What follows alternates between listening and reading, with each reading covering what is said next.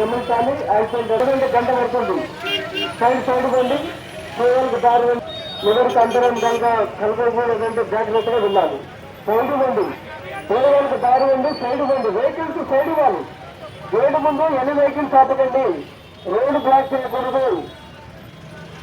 తమ తమ అభ్యర్థులను పికప్ చేసుకోవాలి. అదే బాబా ఆరోగ్యం సైడ్ బండి పోయేందుకు దారి బండి సైడ్ బండి వాళ్ళు గడుపుతూ